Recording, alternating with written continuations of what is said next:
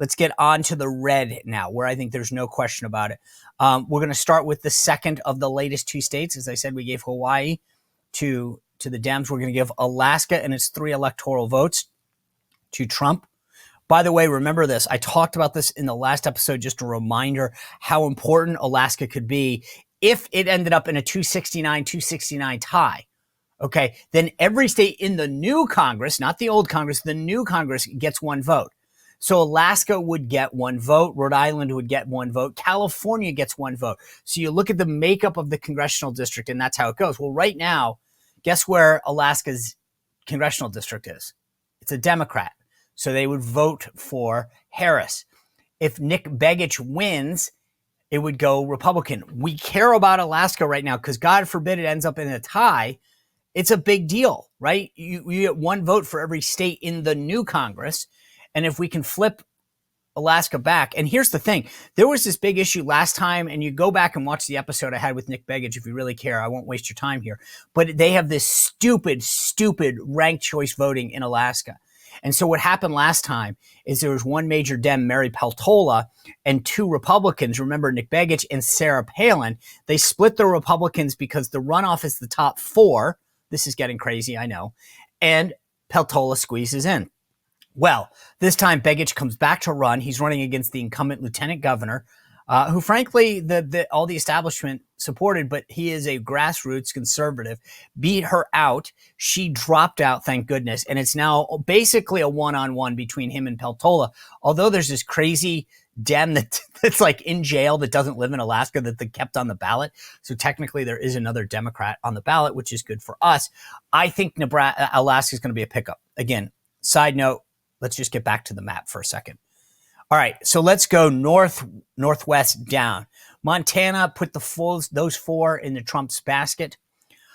Idaho's got 4. We're going to give those solid red. Wyoming's 3, solid red. Utah, 6 electoral votes. Those are going to Trump. No changes so far if you've watched this previously. I mean, this is all pretty standard as to where we are. Now back up, moving south. North Dakota's 3. South Dakota's 3, both red. They go in there.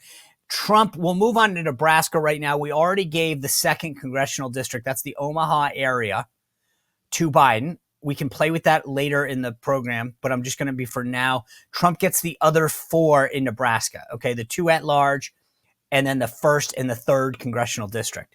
Okay, so you'll see a sea of red right there in Nebraska with that little dot. In fact, they have a little campaign right now in Nebraska where they've got white signs and a blue dot. And that's the whole idea, is that we're the blue dot, because it's just basically a bunch of liberals in Omaha is what it comes down to. And by the way, you saw Tim Walz, who suddenly is claiming that, he's from Nebraska. It's like Biden saying he's Mr. Scranton. Well, anyway, I don't want to digress, but just know that could come into play later on. We'll talk about it if we have time. Let's go back to the map. Kansas has got 6 solid red electoral votes to go in the Trump column. Oklahoma as 7. And here's our big prize as we continue to move south. Texas is 40 electoral votes. They go there. By the way, keeping an eye on that Texas race, Ted Cruz has got a decent-sized lead, but the Dems are really trying to make a push there with Colin Allred, a current congressman. We'll keep an eye on that race, but I feel good about Ted Cruz. He always pulls it out. Plus, Trump's doing well enough there that I don't see a big problem, but it's worth at least keeping our eye on. All right, so let's look at the territory right now. Trump's only at 83. 83. Look at the country, though. It's just funny geographically how much that takes up. He's at 83. She's at 194. All right. Back up north and coming straight down. No big changes since we did this last time. Iowa's 6 go into the Trump column. Missouri's 10.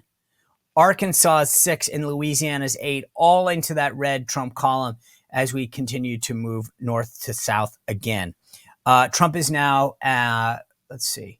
So we are at 113. So let's go back up again, come north to south. Pick up in Indiana, it's 11. Kentucky has got 8. Again, I don't think anything's surprising here. Tennessee's 11 go into the Trump column, and they are red. Mississippi's 6 into that column. And Alabama's 9 go into the column. Okay. Trump is now at 158. Good. My math checks out. 158, 194. And we're going to continue to move on. Back up north, moving south across the country, west to east. Ohio, 17 electoral votes. They are in the Trump column. Okay, J.D. Vance will obviously carry his state, so no big issue there. West Virginia, 4 electoral votes go there. Quick note, West Virginia, this is where Joe Manchin, and as a senator, is not seeking re-election. Jim Justice, the current Republican governor, running for the Senate. It's not even a race.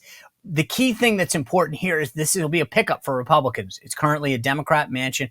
It'll go to Jim Justice, the current governor, running to replace him. That gets us basically to a tie in the Senate, 50-50. Then it would be the vice president's job of whichever party wins to break ties and help control the Senate as it organizes. So keep that in mind as we go forward, because this is going to be big. Right now, the big seat Republicans are looking at is Montana, where Tim Sheehy is taking on John Tester. We've talked about this race before. We've had Sheehy on. The Dems are really starting to sour on this race. I think they feel a sense of, God, we got to protect our guy, right? Tester is an incumbent. You always want to protect your incumbents. That's a problem for them. But at some point, it's a losing proposition. And poll after poll shows Tester behind. I would expect sometime soon them to pull out of Montana and reallocate the resources. But God bless them if they want to keep pumping money into a losing cause. That seat gets us the Republican. That's a 51-49. It allows Republicans to be chairman, to organize everything. This is super important, not just for those purposes, but for investigative purposes. It gives Ron Johnson a gavel back, by the way. Yes, we like that. Number 2, it's going to hugely help Trump not only get his agenda through, but his nominees through. At the very least, you got a 51-49. That's important. All right. I got Ohio. West Virginia's 4. South Carolina's 9. And Florida's 30. Let's get those on the board. So you see that the Florida now puts Trump ahead. For the first time here, as we've moved across the map, Trump is now ahead, 218-194. Let's go back up to Maine real quick, because we talked about that 2nd congressional district in Maine. We're going to shade that one red. Trump has won that one twice. I expect him to win it again. Austin Terrio, the NASCAR driver, is a big NRCC recruit running in that district, current state legislator. So this is garnering a lot. It's sort of like the equivalent of the Nebraska thing. Look at their little dot there, because you can see that one little dot, for in Maine. So anyway, that's where things stand right now. 219-194 with 125 outstanding. All right. This is where we get down to brass tacks, folks. This is where it gets good. I want to stay in New England since I'm already in Maine. I had been hopeful for New Hampshire. I really had. Latest poll there has Trump down 51-43 to Harris. And she is there's not a poll that shows it close right now. For now, I'm going to put the 4 electoral votes of New Hampshire in a blue, solid blue category for him. Trump, at least the sources that I'm saying, is pushing the resources out of New Hampshire that they had there. If you're not advertising, you're not putting people there, I don't see how you can rightfully claim that you're making a legitimate claim to that state. So things could change. Trump only lost New Hampshire by 2 points in 2016. He lost by 7 last time. And again, I don't see another poll right now publicly. Although I will say this, the gubernatorial race right now, Kelly Ayotte, former senator, running to replace John Sununu, the current governor, who said he's not seeking another term. There's some stuff that could help there. But I'm just saying right now, for the sake of this, I'm going to give those 4 electoral votes. Virginia, this kills me. We were close. And I think there's still a possibility, but I got to be honest. Again, last time we won was 2004. I was an elector. I voted for the last Republican president, went down to Richmond, cast my vote. I'd love to see it happen again. It's one title I want to give up. I hope I'm wrong. I just don't see it. Last time Trump lost Virginia by 10 points. The latest poll has Harris up 51-43. And the latest Virginia Commonwealth University poll has her up 8. This is all very similar to where the last cycle was. So yes, between, we've got the Washington Post poll at 8, but she's also over 50%. That's a big deal. So again, if you live in Virginia, I do. Like, I'd love to be wrong on this, okay? I'd love to cast that vote. But for now, we're putting that in the Democratic column. Let's go back up north, west a little to Minnesota. 10 electoral votes at stake there. One poll has her up 10. Walz is obviously the sitting governor. Trump team not really making a big play in Minnesota. I think things obviously shifted enormously. One, with Biden getting pushed out. And secondly, with Walz getting on the ticket. I mean, again, if you live in Minnesota and you want to tell me I'm wrong on this, let me know. But I don't see any evidence of either campaign contesting Minnesota. So I'm going to take the Minnesota 10 electoral votes. I'm going to make those solid blue and put those in the Democratic column. All right, let's just pause for a second and take a look where we are. 221, 219. That, right? This is pretty darn close, isn't it?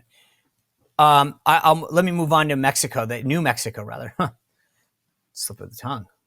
Maybe there are enough people from Mexico coming in to vote, but that's the Democrats, and that's another story.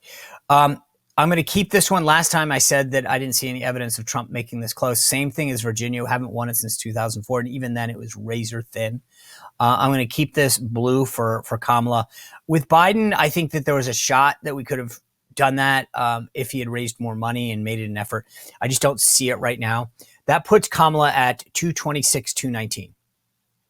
Okay. And we've talked about the importance of these battleground states, 2, 4, 6, 7 that you've seen, right? We've been talking about these seven states. This is huge. This is where it comes down to. Look at the race right now. There's not much that I think if I had someone from the Harris campaign on and said, tell me if you disagree with anything on this map right now, I don't think they'd disagree. And the Trump campaign. I think right now that map would be pretty agreeable to everybody out there. Okay. 226, 219 with 7 states to go. So this is where this really matters. And so let's kind of start with this. I want in this version, I've added in some historical context and third parties, because this is going to be important as we talk about these 7 states. Let me start with North Carolina. 16 electoral votes at stake. Right now, the Real Clear Politics average has Trump up 48.3 to Harris 47.9. That's a plus 0.4, right? That's not a lot. The last time we did this, Trump was leading by about 3 points. So she has closed the gap. He has stayed pretty much where he was. Last time it was 48-45. He's at 48.3. So a little movement plus, but she's also plussed up about 2 points. The last 2 polls that have come out, though, show Trump up +2, +3. He's trending the right way. And that's the thing. A lot of times people look at a poll. It's a snapshot in time. And in a race, right? So it's like a car. If 2 cars are going down the highway and you take a picture and it looks like that, that tells you they're even. But if this car is going 100 and this car is going 20, it doesn't give you that context. And that's why sometimes looking at these polls, a lot of them, helps, because you can see a trend. And right now the trend in North Carolina is that Trump is moving in the right direction, or at least maintaining a lead, right? You don't see this happening. Trump has won North Carolina twice. Team Harris is really bullish on North Carolina because they look at some of the data about who's been moving in there. And they think that Lieutenant Governor Mark Robinson, the Republican nominee for governor, is flawed. Trump, as I said, won both in 2016. Here's the thing. In 2016, Jill Stein, the Green Party candidate, and this is why I'm going to talk about this because it's important, got 130,000 votes, which is 2.74% of the vote. Trump won the state with 3.6% of the vote, 173,000. So 50,000, more than Stein got. Not so decisive, but that's still close. In 2020, though, here's the thing. This is important. Remember, 2016, Jill Stein gets 130,000 votes. She's not the Green Party nominee in 2020. They only get 12,000 votes, 0.22% of the vote. Trump won that time by 74,000 votes. So having her there as the Green Party nominee, and this is what I want you to pay attention to in all of these states, is important. Now, she's back. She's back on the North Carolina ballot. And by the way, just as a side note, RFK is still on. I think he's going to be off the North Carolina ballot, but we'll keep an eye on there. I'm going to, for that reason, the way that Trump is trending and the fact that she's back on the ballot, North Carolina, light red, put it in the Trump column for now. But I'm telling you, that Stein factor matters. Look at that difference of how much she gave. And by the way, just so we're clear, not every Green Party voter is going to vote for Harris, but I'm telling you, enough of them would. So having her there is really important. Let's move across the country over to Nevada. Trump right now is up 46.4 to 40, down 46.4 to Harris's 47.6, 1.2%. The last couple of polls have her up by 1. Trafalgar has her up, okay? And remember, I had Robert Cahaly on. Love that guy. I think that they are one of the best in the business at public polling. And that being said, this is going to be interesting because Trump's no tax on tips, his overtime, no tax on overtime pay, is going to be important to this whole thing. And so I think that this is going to be a big deal. Let's run through the data on this for just a second. In 2016, Clinton won Nevada by 2.42%. She won the state by 27,202 votes. That's not a lot. Here's the point. Let's get back to this. Jill Stein got 37,384 votes, 3.29%. That would have helped Clinton, right? In 2020, so having her, this is going to be a big one. In 2020, Biden won Nevada by 2.39%, 33,000 votes. So basically the same. But the Green Party was not on the ballot in 2020. So that's a really interesting thing. If they had been, I think Trump could have won in 2020 if they had been on the ballot and sucked enough votes on there. She will not be on the ballot this time in Nevada, at least as of now. This is going to be a big problem. This is the latest story. It says the Nevada Supreme Court has ordered Jill Stein's name removed from the November ballot, ruling that the Green Party used the incorrect petition form for its presidential candidate. In a 5-2 ruling, the High Court issued its order Friday in a case brought by the Nevada State Democratic Party. The Dems don't want her on, right? We know why. They'll suck the thing off. By the way, party of democracy, right? Suing to get people off the ballot. Reversing a lower court decision that found in favor of the party. So the Dems come in. This is your Mark Elias, by the way, the big Dem lawyer. They all talk about voting rights, except let's get you off the ballot. It's amazing, huh? Democracy is at stake. You just can't vote. So I'm just telling you, it says, according to the order, the Green Party used a petition meant for initiatives and ballot referendums, not the petition for minor party ballot access. Talk about petty. Hey, look, I'm a pro, guys. You use the rules, but I just find it so funny that they don't get any backlash for this democracy crap. For the sake of this exercise, and I want to emphasize this because if you remember the episode where Robert Cahaly was on not too long ago, he said basically that Nevada is like Lucy with the football, keeps getting pulled away. So for the sake of this exercise, I'm going to put this at light blue. I'm going to put it in the Harris campaign. If you're freaking out right now because you live in Nevada or because you disagree with me, just hang tight for a second. By the way, Senate race there, Jackie Rosen, the Democrat incumbent versus Sam Brown. We had him on the show a little while ago. Unbelievable story. Wounded warrior, great guy. She's up in the Real Clear Politics average 9.5% over Sam Brown, including an 8-point lead that the Trafalgar poll has her up by. Everything else there is around plus 10 for her. So I'm just going to tell you, is that insurmountable? No. But that is a race where I wonder how long Republicans stay in that fight because now it's also interesting. He should be doing better because how close Trump is. So right now, that's where that stands. We have a light blue in North Carolina and a light red in North Carolina, light blue in Nevada. All right, let's move to Arizona. We're going right next door, down south a little. 11 electoral votes at stake. Right now, Trump is up by the Real Clear Politics average, okay? 1.3%. He is at 48.6. She is at 47.3. Real close to that magic 50% that I like to see. Once you're at 50% consistently, you're in a really good spot in these battleground states. So I like that. Every poll that I have seen since the last week in August in Arizona has Trump up between 1 and 3. Now, is that within the margin of error? Yes. Is that going to make you sleep tight? No, unless you're taking, by the way, but anyway, if you're taking like Beam Dream Powder, you'll sleep well anyway. So that's the upside of that. But I like where it is. I like that feeling if I'm them. So I'm just telling you that I feel good about Arizona. Like, I think that this is goes back to its traditional Republican roots. There's a lot of concerns last time about how it was conducted. I'm just telling you, I feel good about Arizona. The folks that I talk to in Arizona feel good about Arizona. A lot of work being done there on the ground game, getting people out to vote. So I feel good.